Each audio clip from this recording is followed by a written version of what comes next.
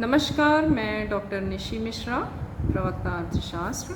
आज हम लोग भारत में सामाजिक सुरक्षा, जिसके अंतर्गत हम लोग स्वतंत्र व्यापार अथवा संरक्षित व्यापार क्या आवश्यक है देश के विकास के लिए, या क्या भूमिका है स्वतंत्र व्यापार की देश के विकास में और संरक्षित व्यापार की, या स्वतंत्र व्यापार अगर देश के हित में है तो संरक्षित व्यापार की आवश्यकता क्यों महसूस हुई, इसके बारे में हम चर्चा करेंगे। स्वतंत्र व्यापार एवं संरक्षण किसी भी देश की व्यापारिक नीति के महत्वपूर्ण अंग होते हैं। व्यापारिक नीति क्या है? व्यापारिक नीति से आशय उन सभी उपायों से होता है जो कि देश के बाह्य आर्थिक संबंधों को निर्धारित करती है या स्थापित करती है। यहाँ पर हम विदेशी व्यापार से संबंधित एक महत्वपूर्ण पहलू है स्वतंत्र व्यापार अथवा संरक्षण क्यों आवश्यक है देश के आर्थिक विकास के लिए, हम इसकी पर चर्चा कर रहे हैं। स्वतंत्र व्यापार की नीति उस नीति को कहते हैं जिसके अंतर्गत विभिन्न देशों के बीच में आयात निर्यात पर किसी भी प्रकार का कोई प्रतिबंध नहीं लगाया जाता, और स्वतंत्र व्यापार श्रम विभाजन का परिणाम होता है। जब घरेलू श्रम विभाजन का देश की सीमाओं के बाहर विस्तार होता है और अंतर्राष्ट्रीय व्यापार की प्रक्रिया को प्रारंभ किया जाता है, तो इसे हम कई रूपों में स्पष्ट कर सकते हैं। जैसे हमारे प्रसिद्ध अर्थशास्त्री एडम स्मिथ थे। एडम स्मिथ ने कहा था कि स्वतंत्र व्यापार से आशय व्यापारिक नीति की उस प्रणाली से होता है जो कि घरेलू और विदेशी वस्तुओं में कोई भेदभाव नहीं करती हैं। इसलिए ना तो विदेशी वस्तुओं पर अतिरिक्त कर लगाया जाता है और ना ही घरेलू वस्तुओं को कोई विशेष रियायत दी जाती है। तो स्वतंत्र व्यापार की जब हम चर्चा करते हैं तो स्वतंत्र व्यापार क्या है, क्यों आवश्यक है, इसके पक्ष में कई अर्थशास्त्रियों ने तर्क दिए हैं। पहले के जो प्राचीन अर्थशास्त्रियों का जो समुदाय था, वे तो स्वतंत्र व्यापार को अच्छा मानते थे। उनका कहना था कि स्वतंत्र व्यापार चूँकि स्वतंत्र व्यापार से हमें देश विदेश से जुड़ने का मौका मिलता है, स्वतंत्र व्यापार हमारे देश के आर्थिक विकास के लिए आवश्यक है या लाभदायक है। तो कई सारे तर्क इसके संबंध में दिए गए थे। जैसे कि सबसे पहला तर्क था कि स्वतंत्र व्यापार से उत्पादन का स्तर हम अधिक कर सकते हैं। जब श्रम विभाजन और विशिष्टीकरण होता है तो अर्थव्यवस्था में उत्पादन की मात्रा में वृद्धि होती है, और ये नेचुरल सी बात है। जब हम श्रम विभाजन करेंगे और विशिष्टीकरण को बढ़ावा देंगे तो उत्पादन की क्वालिटी और क्वांटिटी, मतलब उत्पादन का जो हमारा गुणवत्ता है उत्पादन की वस्तु की, उसमें भी सुधार होगा और उत्पादन की जो मात्रा निकल के आएगी उसमें भी सुधार होगा, क्योंकि श्रम और पूंजी उद्योग की दिशा में प्रभावित होते हैं जहां उनका प्रयोग सर्वोत्तम और उत्पादन अधिकतम होता है। जब देश स्वतंत्र व्यापार करते हैं तो पूर्ण प्रतियोगिता के अंतर्गत कीमत प्रणाली यह निर्धारित कर दी जाती है कि प्रत्येक देश उन वस्तुओं के उत्पादन में विशिष्टीकरण करता है जिनके उत्पादन में वो सबसे ज़्यादा कुशल होता है। तो इस पक्ष के तर्क में अगर हम देखें तो देश के अधिकतम उत्पादन के लिए आवश्यक है कि हम स्वतंत्र व्यापार को आगे बढ़ाएं। दूसरा तर्क दिया जाता है औद्योगिक नीति में सुधार होता है। स्वतंत्र व्यापार से प्रतियोगिता बढ़ती है, प्रतियोगिता को प्रोत्साहन मिलता है, जिसके परिणाम स्वरूप प्रगति होती है, तकनीकी सुधार होते हैं। एक प्रसिद्ध हमारे अर्थशास्त्री हुए हैं प्रोफेसर हैबरलर, जिन्होंने कहा है कि विदेशी प्रतियोगिता के कारण घरेलू उत्पादक अधिक कुशल बनने के लिए प्रोत्साहित होता है और उत्पादन की विधि में सुधार करने के लिए भी तत्पर होते हैं। तो इस नीति से अगर हम देखें, इस पक्ष पर अगर हम ध्यान दें तो भी ये पक्ष हमारा कहता है कि स्वतंत्र व्यापार देश के आर्थिक विकास के लिए अच्छा है, हमें इसे बढ़ावा देना चाहिए क्योंकि इससे प्रतियोगिता बढ़ती है, हमारे देश की व्यापारिक नीतियों में सुधार होता है, जिससे हम और अधिक प्रोत्साहित होते हैं उत्पादन के स्तर को बढ़ाने के लिए। इसके अलावा एक तर्क और दिया जाता है सस्ती वस्तुओं का आयात संभव होना। सस्ती वस्तुओं का आयात कैसे संभव होगा? जब हम स्वतंत्र व्यापार की प्रक्रिया अपनाएंगे तो स्वतंत्र व्यापार के फलस्वरूप एक देश उपभोग की वस्तुओं को उन देशों से आयात कर सकता है जहां पर वो सस्ती उपलब्ध होती हैं। इस तरह से अगर हम देखें तो उपभोक्ता न केवल सस्ती वस्तुओं का उपभोग कर सकता है, इसके अतिरिक्त ऐसी वस्तुओं का भी उपभोग कर सकता है जिनका उत्पादन देश में करना संभव नहीं होता है।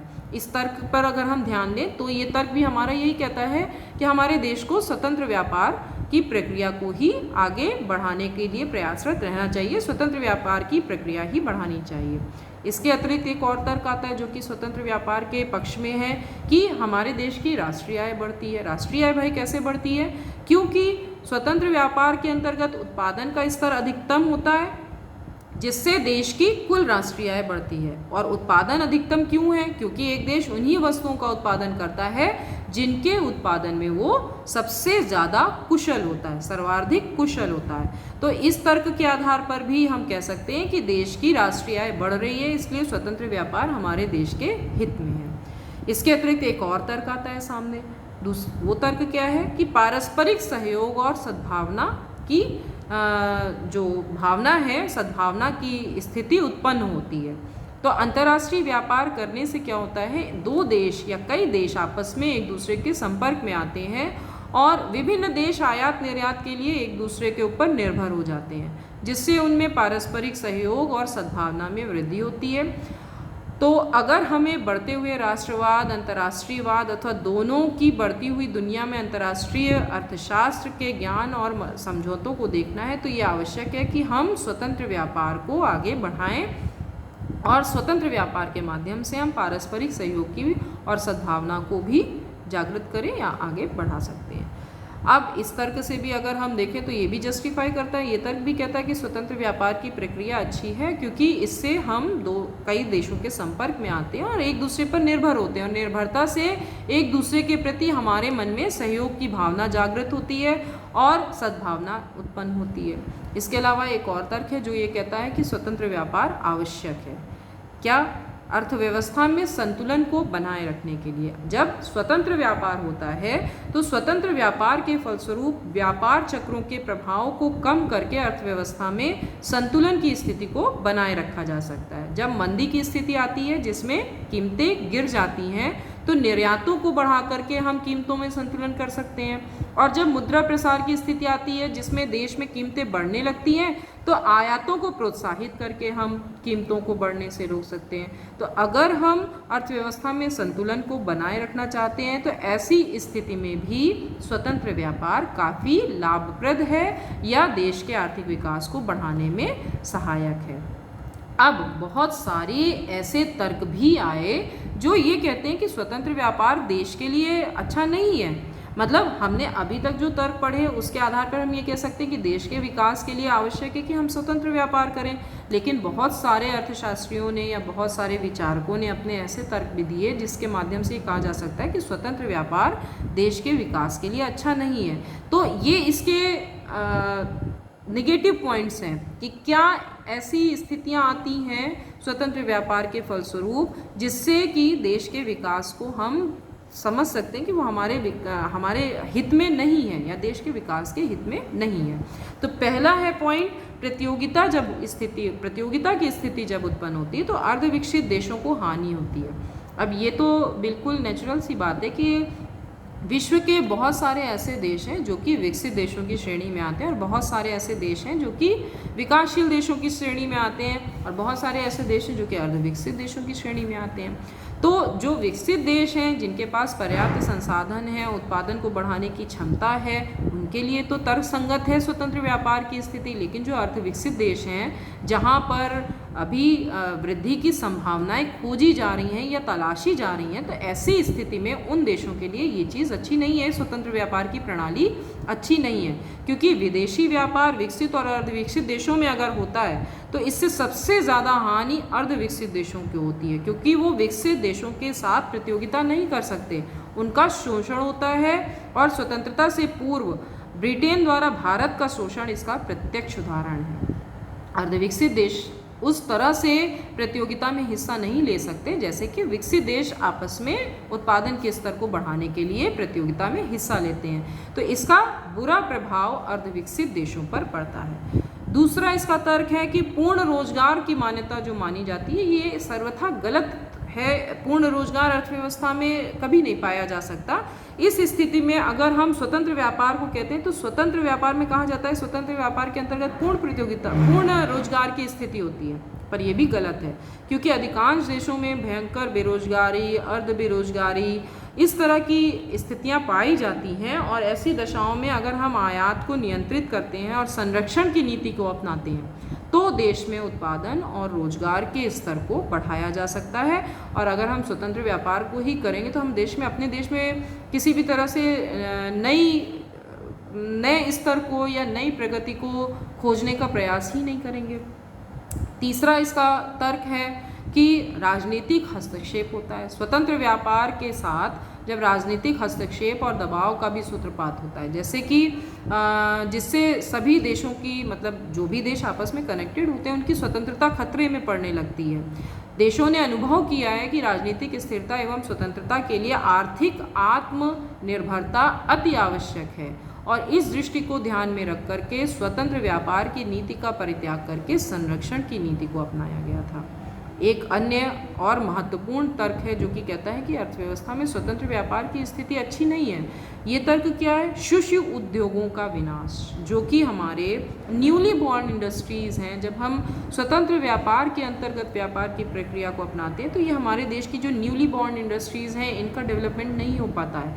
ये जनरली ये जो न्यूली बॉर्न इंडस्ट्रीज़ हैं ये कहाँ पे होती हैं? ये विकासशील देशों में होती हैं। विकासशील देशों में जो नवस्थापित उद्योग हैं वो नहीं पनप पाते हैं क्योंकि ऐसे उद्योग विकसित देशों के उद्योगों के साथ प्रतियोगिता नहीं कर पाते हैं। शिशु उद्योग क्या होते हैं? शिशु उद्योग क्या होते हैं? जो कि जिनको पनपने के लिए संरक्षण की आवश्यकता होती है। अतः विकासशील देशों ने शिशु उद्योग को संरक्षण देने के लिए ही स्वतंत्र व्यापार की नीति का परित्याग किया था।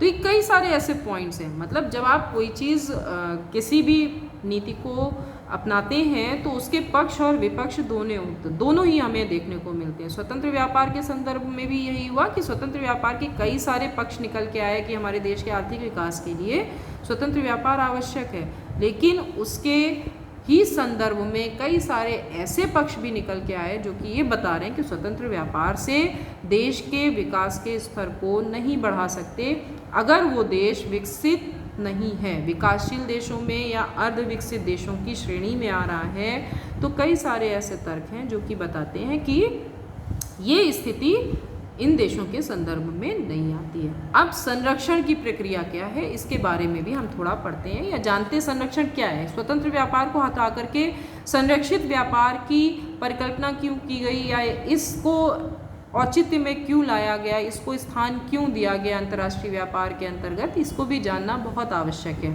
संरक्षण एक ऐसी नीति है जिसके अंतर्गत विभिन्न तरीकों से आयातों को नियंत्रित करके घरेलू उत्पादकों को आर्थिक सहायता दे करके घरेलू उद्योगों को प्रोत्साहन दिया जाता है। संरक्षण का उद्देश्य देश में उद्योगों की स्थापना करना है, भले ही इसके लिए उपभोक्ताओं के हितों का अस्थायी रूप से परित्याग करना पड़े। संरक्षण के कई सारे रूप हैं जिसमें आपके प्रशुल्क है, आयात अभ्यंश है, विनिमय नियंत्रण है, कीमत विभेद है, राज्य व्यापार है। कई सारे ऐसे रूप हैं जो कि संरक्षण के रूप में या पॉलिसीज़ के रूप में, संरक्षण की पॉलिसीज़ के रूप में देश के द्वारा अपनाए जाते हैं।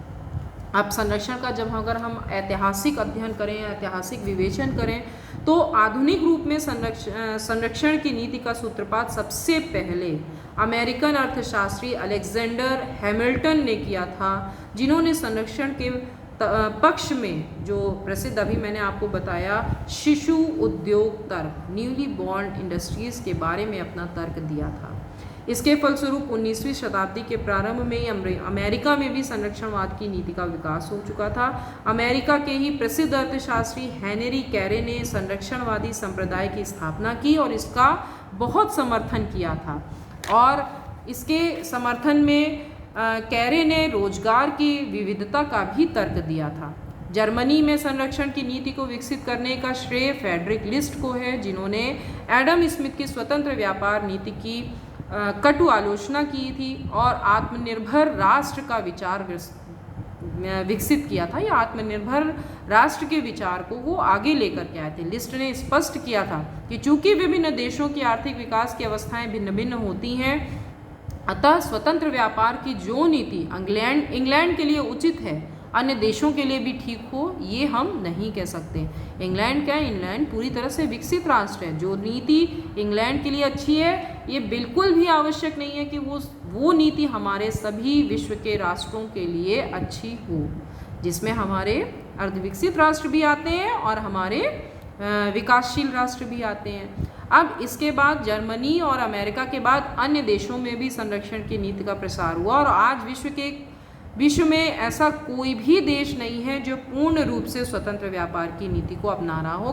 प्रत्येक देश किसी न किसी रूप में संरक्षण की नीति को अपनाते हैं। अब संरक्षण की नीति का सबसे पहला जो महत्वपूर्ण तर्क दिया गया जिसके आधार पर संरक्षण की नीति आई वह था शिशु उद्योग तर्क। इसके बारे में मैंने आपको पहले भी बताया, मैं फिर से आपको बताती हूँ कि संरक्षण का ये सबसे सशक्त तर्क माना जाता है। इस तर्क का आधार ये है कि प्रारंभिक विकास की अवस्था में शिशु अर्थात नए प्रारंभ किए गए उद्योग इतने परिपक्व नहीं होते कि वे विदेशी विकसित उद्योगों से प्रतियोगिता कर सकें या प्रतिस्पर्धा कर सकें। यदि इन शिशु उद्योगों को संरक्षण नहीं दिया जाता तो ना तो वे अपनी जड़ों को मजबूत कर सकते हैं, ना ही वे जीवित रह सकते हैं। शिशु उद्योग तर्क विशेष रूप से उन देशों में लागू होता है जिनके पास विकास की तो पर्याप्त संभावनाएं होती हैं, किंतु जब तक उन्हें अस्थायी रूप से विदेशी प्रतियोगिता में संरक्षण न दिया जाए वे विकास नहीं कर सकते हैं। प्रोफेसर लिस्ट के अनुसार यदि इन उद्योगों को प्रारंभ में संरक्षण दे दिया जाए तो बाद में उद्योगों को क्षति पहुंचाए बिना संरक्षण को हटाया जा सकता है।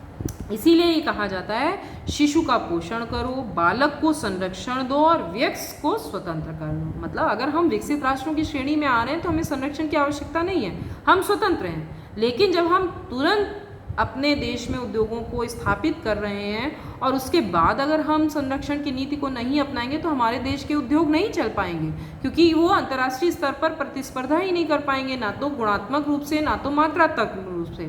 तो ऐसी स्थिति आने से अच्छा है कि हम व्यापार के संबंध में स्वतंत्र व्यापार की प्रक्रिया को ना अपना करके संरक्षित व्यापार की प्रक्रिया को ही अपनाएं। दूसरा जो महत्वपूर्ण तर्क दिया गया वो था रोजगार से संबंधित था, जिसमें रोजगार वृद्धि का तर्क दिया गया था। तो उसमें कहा गया कि संरक्षण के फलस्वरूप जब देश के उत्पादन में वृद्धि होती है तो रोजगार का स्तर भी बढ़ता है। यदि विदेशों से सस्ती वस्तुओं का आयात किया जाए तो देश में उत्पादन घटता है और बेरोजगारी फैलती है। संरक्षण के फलस्वरूप देश में नए उद्योगों की स्थापना होती है तो देश में अतिरिक्त रोजगार भी दिया जा सकता है। अब इस तर्क की आलोचना भी की गई, बहुत सारे अर्थशास्त्रियों द्वारा की गई, लेकिन संरक्षण के पक्ष में ये महत्वपूर्ण तर्क था। दो तर्क जो अभी आपको बताया गया, शिशु उद्योग तर्क और रोजगार से संबंधित तर्क, ये बहुत महत्वपूर्ण तर्क है जो कि बताते हैं कि जब नए विकसित देश होते हैं, विकासशील राष्ट्र होते हैं, अर्ध विकसित देश होते हैं, वहाँ पर हमें संरक्षण की नीति को अपनाना चाहिए। उद्योगों की विविधता का तर्क भी दिया गया संरक्षण की नीति के पक्ष में। अब इस तर्क के जो समर्थक थे उनका कहना था कि एक देश में विविध प्रकार के उद्योग होने चाहिए, जैसे कृषि उद्योग व्यापार, कई सारे ऐसे हैं जो कि संतुलित विकास के स्तर को आगे बढ़ाते हैं।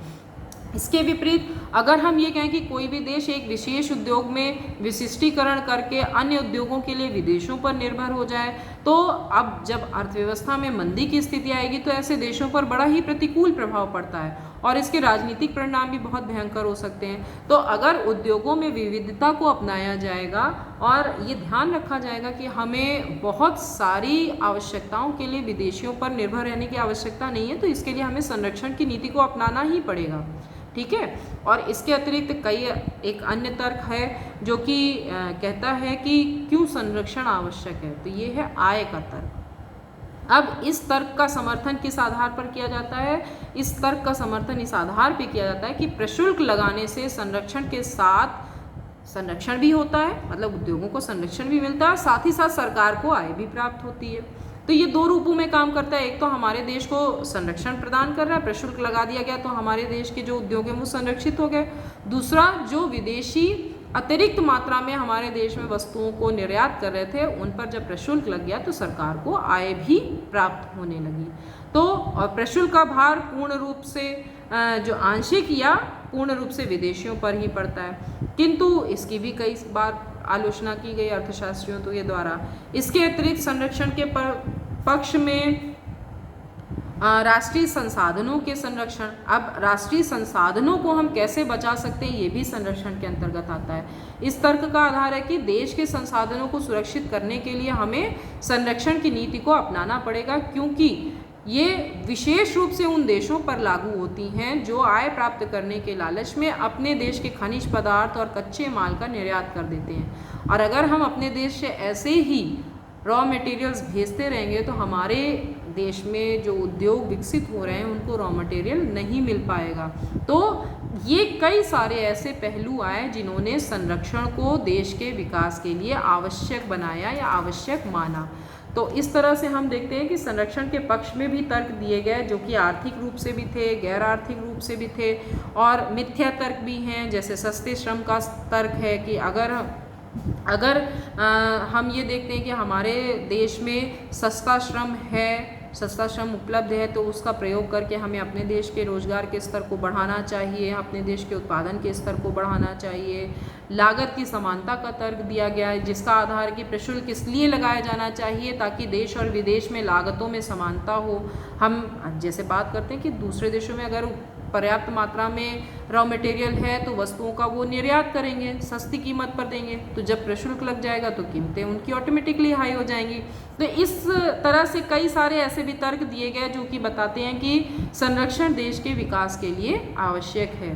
तो अब हमने इस अध्याय में या इस पूरे व्याख्यान में हमने क्या पढ़ा? हमने पढ़ा कि किसी भी देश के अंतर्राष्ट्रीय व्यापार के लिए, जब दो देशों के बीच में हम अंतर्राष्ट्रीय व्यापार करते हैं तो किसी भी देश के लिए क्या आवश्यक है? स्वतंत्र व्यापार आवश्यक है अथवा संरक्षित व्यापार आवश्यक है। तो प्राचीन विचारक स्वतंत्र व्यापार के पक्षधर थे, लेकिन बात वही है कि जैसे जैसे सभ्यता का विकास होता है हमारे सामने नए तर्क आते हैं। उस आधार पर जब हम देखते हैं तो देश के विकास के लिए जितने भी विकासशील देश हैं या अर्धविकसित देश हैं उन देशों के विकास के लिए संरक्षित व्यापार ही सही है और उचित है। तो बहुत बहुत धन्यवाद इस व्याख्यान को सुनने के लिए। हम फिर मिलेंगे। धन्यवाद।